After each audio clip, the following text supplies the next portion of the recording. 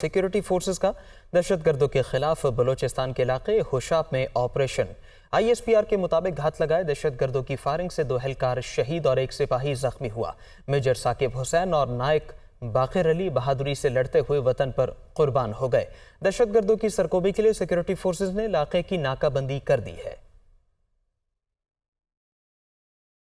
Update کرتے چلیں اہم خبر سے۔ سیکیورٹی فورسز کا دہشت گردوں کے خلاف بلوچستان کے علاقے ہوشاب میں آپریشن گھات لگائے دہشت گردوں کی فائرنگ سے 2 اہلکار شہید ہو گئے، 1 سپاہی زخمی ہوا ہے۔ میجر ثاقب حسین اور نائک باقر علی بہادری سے لڑتے ہوئے وطن پر قربان ہو گئے۔ دہشت گردوں کی سرکوبی کے لیے سیکیورٹی فورسز نے علاقے کی ناکہ بندی کر دی ہے۔ سابق وزیر اعظم نواز شریف سے دبئی میں مختلف سیاسی جماعتوں کے سربراہان اور نون لیگ UAE کے صدر کی قیادت میں وفد نے ملاقاتیں کی۔ ملاقات میں مریم نواز بھی شامل تھیں۔ نون لیگ UAE کے وفد کی قیادت صدر غلام مصطفیٰ مغل نے کی۔ نواز شریف نے سب کو عید مبارک دی اور پارٹی کو مزید فعال کرنے پر بھی تفصیلی گفتگو کی۔ مسلم لیگ گلف کے صدر مسلم MNA احسان الحق باجوہ بھی ملاقات میں شریک تھے۔ ملاقات میں چیف آرگنائزر مریم نواز بھی شریک ہوئی۔ سابق وزیر اعظم نواز شریف نے کہا کہ اقتدار میں آ کر پاکستان سے مہنگائی کا خاتمہ اولین ترجیحات میں شامل ہوگا۔ نون لیگ ہی ملک کو مسائل کی دلدل سے نکالے گی۔ نگران وزیر اطلاعات پنجاب عامر میر کہتے ہیں صحت کارڈ سے متعلق غلط خبریں سامنے آئیں۔ یہ کارڈ 2015 میں نواز شریف کے دور میں آیا۔ نگران وزیر صحت ڈاکٹر جاوید اکرم نے کہا کہ صحت کارڈ پر دل کے مریضوں کا علاج بند نہیں ہوا بلکہ اس اسکیم میں بدعنوانی کے خاتمے کے لیے اقدامات کیے ہیں۔ ماضی میں صحت کارڈ سے کئی لوگ ارب پتی بن گئے۔ وہ لاہور میں پریس کانفرنس کر رہے تھے۔ میڈیا پر کچھ ایسی انفارمیشن چل رہی ہے جس سے جو ہے غلط فہمیاں پیدا ہو رہی ہیں اور یہ تاثر دیا جا رہا ہے کہ شاید موجودہ جو حکومت ہے اس نے یہ صحت کارڈ پر دل کے آپریشن کی جو سہولت ہے وہ ختم کر دی ہے۔ یہ جو صحت کارڈ والی اسکیم ہے یہ 2015 میں جب نواز شریف پرائم منسٹر تھے تب یہ شروع کی گئی تھی۔ جو غریب غربا افورڈ نہیں کر سکتے تھے ان کے لیے یہ رکھی گئی تھی اسکیم۔ پھر یہ ایک مافیا بنتا گیا کہ یہ لوگ جو تھے آپریشن کروانے کے لیے موسٹلی کیسز جو تھے یہ جانا شروع ہو گئے پرائیویٹ ہاسپٹلز میں، اور مثالیں ایسی ہیں کہ ایک ہاسپٹل کا 100 ارب روپے کا بل بنا ہوا ہے۔ لوگوں نے اس کارڈ پہ ارب پتی بن گئے اور اس کی وجہ یہ ہوئی کہ جہاں خاص کر جہاں پہ کارڈیک سٹینٹ ڈلنے تھے، ہارٹ کی نالی کھول کے اس کی جگہ پہ ایک سٹینٹ ڈلنا تھا اور 3 انچ کا سٹینٹ، یہ ہمارے مشاہدے میں بے انتہا کیسز آئے، 3 انچ کا ایک سٹینٹ ڈلنا تھا، وہاں 3 1 انچ کے ڈالے گئے۔ سربراہ ق لیگ چودھری شجاعت حسین اور چودھری پرویز الہی کے درمیان کیمپ جیل لاہور میں ملاقات ہوئی۔ چودھری شجاعت نے پرویز الہی کو پارٹی میں واپس آنے کی ایک مرتبہ پھر دعوت دی۔ پرویز الہی نے اپنے سیاسی فیصلے مونس الہی کے فیصلوں سے مشروط کر دیے۔ لاہور سے زین علی کی رپورٹ۔ سربراہ ق لیگ چودھری شجاعت حسین نے کیمپ جیل لاہور میں چودھری پرویز الہی سے ملاقات کی۔ ذرائع کے مطابق ملاقات ایک اعلیٰ شخصیت کی موجودگی میں ہوئی۔ ملاقات میں ملکی سیاسی صورتحال پر بات چیت کے علاوہ چودھری شجاعت حسین نے ایک بار پھر چودھری پرویز الہی کو PTI چھوڑ کر دوبارہ ق لیگ میں شمولیت کی دعوت دی۔ ذرائع کے مطابق چودھری پرویز الہی کا کہنا تھا کہ وہ اس بارے ابھی کوئی حتمی فیصلہ نہیں کر سکتے، جو تکلیفیں برداشت کرنی تھیں وہ کر لیں، اب مونس الہی میری سیاست کے حوالے سے جو فیصلہ کریں گے وہ قابل قبول ہوگا۔ چودھری شجاعت حسین سے ملاقات سے پہلے میڈیکل بورڈ نے کیمپ جیل میں چودھری پرویز الہی کا طبی معائنہ بھی کیا۔ سویڈن میں قرآن پاک کی بے حرمتی کے خلاف اسلامی تعاون تنظیم کا ہنگامی اجلاس جدہ میں منعقد ہوا۔ اعلامیے میں قرآن پاک کی بے حرمتی کو گھناؤنا جرم قرار دیا گیا۔ مزید کہا گیا کہ واقعے سے پوری امت مسلمہ کو تکلیف پہنچی ہے۔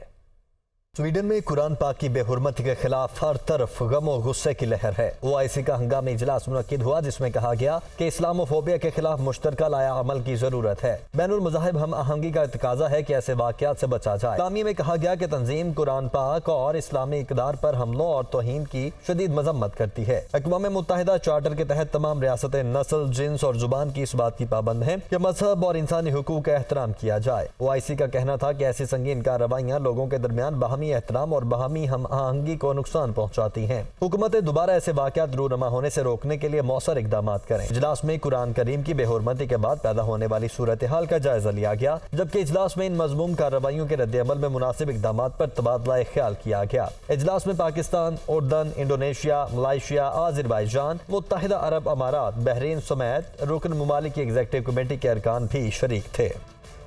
امیر جماعت اسلامی کراچی حافظ نعیم الرحمن نے کہا کہ سویڈن میں قرآن پاک کی بے حرمتی قابل مذمت ہے۔ جماعت اسلامی سویڈن واقعے پر احتجاج کرے گی۔ معیشت کا حال خود حکمران طبقے نے تباہ کیا۔ وہ کراچی میں نیوز کانفرنس کر رہے تھے۔ جماعت اسلامی اس واقعے کی جو سویڈن میں ہوا ہے بھرپور مذمت کرتی ہے اور اس پر انشاءاللہ ہم احتجاج بھی کریں گے اور امت مسلمہ کی طرف سے اپنا فرض ادا کریں گے۔ معیشت کا حال تو خود اس حکمران طبقے نے ہی تباہ کیا ہے، کوئی عام لوگوں نے تھوڑی تباہ کیا ہے۔ عید الاضحیٰ کے موقع پر صفائی ستھرائی کا عمومی نظام ہم نے دیکھا کہ اس میں بہت سی رکاوٹیں تھیں۔ 19 جون کو حلف اٹھانے کے بعد آج 2 جولائی ہو گئی ہے اور اس 2 جولائی کو بھی ان کو چارج نہیں دیا گیا۔ فریضہ حج کی ادائیگی کے بعد حجاج کرام کی واپسی کا سلسلہ شروع ہو گیا۔ اسلام آباد، کراچی، لاہور، فیصل آباد اور پشاور میں پروازیں پہنچی تو عزیز و اقارب نے حجاج کا پرتپاک استقبال کیا۔ وفاقی وزیر مذہبی امور طلحہ محمود نے کہا کہ اگلے سال کے لیے 1,79,210 حاجیوں کا کوٹا حاصل کر لیا۔ حجاج کرام کو لے کر 5 پروازیں مختلف شہروں میں لینڈ کر گئیں۔ فریضہ مقدس ادا کرنے والوں کا پرتپاک استقبال۔ اسلام آباد انٹرنیشنل ایئرپورٹ پر پہلی پرواز 394 حجاج کو لے کر پہنچی۔ وزیر مذہبی امور سینیٹر طلحہ محمود بھی ان عازمین میں شامل تھے جنہوں نے جدہ سے اڑان بھری۔ کراچی سے آئے مولانا تقی عثمانی نے حجاج کو خوش آمد۔ پہلی پرواز 329 حجاج کو لے کر پہنچی۔ ایئرپورٹ پر PIA کے حکام نے استقبال کیا۔ PIA کی پرواز نے کراچی میں لینڈ کیا تو گورنر سندھ کامران ٹیسوری نے حجاج کرام کا استقبال کیا اور انہیں مبارکباد دی۔ پرواز کے ذریعے 363 عازمین جدہ سے کراچی۔ فیصل آباد میں قومی ایئر لائن کے ذریعے 113 حجاج کرام پہنچے۔ ڈائریکٹر حج آپریشن اور ڈپٹی کمشنر استقبال کے لیے ہوائی اڈے پر موجود تھے۔ پشاور کے بادشاہ خان انٹرنیشنل ایئرپورٹ پر 292 حاجیوں کو لے کر پہلی فلائٹ پہنچی تو حاجیوں کے لیے خصوصی انتظامات کیے گئے تھے۔ حجاج کرام کے عزیز و اقارب نے انہیں ہار پہنائے اور مبارکباد دی۔ وفاقی وزیر برائے مذہبی امور سینیٹر طلحہ محمود نے نیوز کانفرنس میں اعلان کیا کہ اگلے سال کے لیے پاکستان کو 1,79,210 حاجیوں کا کوٹا ملا ہے۔ جنوری 2024 سے حاجیوں کو بھیجنے کی تیاری مکمل کرنی ہے۔ پہلے آؤ پہلے پاؤ کے طریقے پر چلیں گے۔ پشاور میں تجاوزات مافیا نے ایک بار پھر مصروف ترین بازاروں میں پنجے گاڑ لیے۔ قانون سازی کے باوجود قبضہ مافیا کو مکمل ختم نہ کیا جا سکا۔ بازاروں میں شہریوں کے لیے پیدل چلنا بھی محال ہو گیا۔ پشاور سے ذاکر اللہ کی رپورٹ۔ پشاور کو تجاوزات سے پاک کرنے کے دعوے تو ہر دور حکومت میں کیے جاتے ہیں لیکن ان پر عمل درآمد نہیں ہو سکا۔ شہر کے مصروف ترین بازاروں میں تجاوزات کی بھرمار سے مشکلات بڑھنے لگی۔ پشاور کے اندرون شہر گھنٹہ گر، قصہ خوانی، خیبر بازار، ہشت نگری، کریم پورہ، مینا بازار سمیت دیگر مصروف ترین بازاروں میں تجاوزات کی بھرمار ہے۔ دکانداروں اور قبضہ مافیا نے فٹ پاتھوں پر کاروبار شروع کر رکھا ہے۔ شہریوں کا کہنا ہے کہ حکومت تجاوزات کے خاتمے کے لیے سخت کارروائی کریں۔ حکومت نے تجاوزات کا کافی وہ حل نکالا تھا لیکن تھوڑا ٹائم گزرنے کے بعد پھر وہی لوگوں اپنی دکانیں سے اپنی حد سے باہر نکل آئے ہیں۔ یہ پورے اندرونی شہر میں پارکنگ کا یہ بہت بڑا مسئلہ ہے اور تجاوزات بھی اسی لیے ہو رہے ہیں، اس میں انتظامیہ انوالو ہے۔ صوبائی حکومت نے لوکل گورنمنٹ ایکٹ کے تحت تجاوزات کرنے پر 5 لاکھ روپے تک جرمانہ عائد کرنے کا فیصلہ کیا تھا لیکن اس پر بھی عمل درآمد نہ ہو سکا۔ محکمہ موسمیات نے ملک بھر میں 8 سے 8 جولائی تک مانسون بارشوں کی پیشگوئی کر دی ہے۔ اسلام آباد، راولپنڈی، لاہور، پشاور کے نشیبی علاقے زیر آب آنے کا خدشہ ہے جبکہ پہاڑی علاقوں میں لینڈ سلائیڈنگ ہو سکتی ہے۔ اسلام آباد سے فوزیہ علی کی رپورٹ۔ مانسون سیزن اپنا رنگ جمانے کو تیار۔ محکمہ موسمیات نے بارشوں کی پیشگوئی کر دی۔ کہیں موسلادھار بارش تو کہیں ژالہ باری کا امکان۔ نشیبی علاقے زیر آب آ سکتے ہیں۔ محکمہ موسمیات کے مطابق پیر سے مغربی ہوائیں ملک کے بالائی علاقوں میں داخل ہوں گی۔ اگلے 5 روز کے دوران پنجاب، خیبر پختونخوا، کشمیر، گلگت بلتستان، سندھ اور بلوچستان میں تیز ہواؤں اور گرج چمک کے ساتھ بارش کا امکان ہے۔ موسم کا حال بتانے والوں کے مطابق اسلام آباد، راولپنڈی، پشاور، گوجرانوالا اور لاہور کے نشیبی علاقوں میں اربن فلڈنگ کا خدشہ ہے۔ پہاڑی علاقوں میں لینڈ سلائیڈنگ کی وارننگ جاری کی گئی ہے۔ موسلادھار موسلادھار بارش سے ڈی آئی خان اور شمال مشرقی بلوچستان میں سیلابی صورتحال پیدا ہو سکتی ہے۔ تمام متعلقہ اداروں کو الرٹ رہنے کی ہدایت کر دی گئی ہے۔ محکمہ موسمیات کی مانسون بارشوں کی پیشگوئی کے بعد ضلع انتظامیہ متحرک ہو گئی۔ پی ڈی ایم نے الرٹ جاری کر دیا۔ لاہور سے سہیل قیصر کی رپورٹ۔ محکمہ موسمیات کے مطابق بحیرہ عرب سے مرطوب ہوائیں ملک کے بالائی علاقوں میں داخل ہو رہی ہیں۔ 3 سے 8 جولائی کے دوران لاہور، اسلام آباد، راولپنڈی، مری، اٹک، چکوال اور جہلم میں آندھی گرج چمک کے ساتھ بارش کا امکان ہے۔ میاں والی سرگودا، حافظ آباد، منڈی بہاؤالدین، سیالکوٹ، ناروال، گجرانوالہ اور گجرات میں بھی بارش متوقع ہے۔ پی ڈی ایم کے مطابق فیصل آباد، شیخ پورہ، جھنگ اور ٹوبہ ٹیک سنگھ میں تیز ہواؤں کے ساتھ بادل برسیں گے۔ اسی دوران بعض مقامات پر موسلادھار بارش اور ژالہ باری کا بھی امکان۔ 6 جولائی سے ڈی جی خان ڈویژن کے پہاڑی علاقوں میں سیلاب کا امکان پایا جا رہا ہے۔ 4 سے 7 جولائی کے دوران لاہور، اسلام آباد، راولپنڈی اور گجرانوالہ کے نشیبی علاقوں میں اربن فلڈنگ کا خدشہ بھی ظاہر کیا گیا ہے۔ D G P D M کا کہنا ہے کہ ہنگامی حالات میں ریلیف کیمپوں والی جگہ کا تعین پہلے سے کیا جائے۔ چھٹی کے روز لاہور میں تفریحی مقامات پر عوام کا خاصا جمع غفیر دکھائی دیا۔ بچے بڑے سیر سپاٹوں سے خوب لطف اندوز ہوتے رہے۔ شہزیب شہزاد کی رپورٹ۔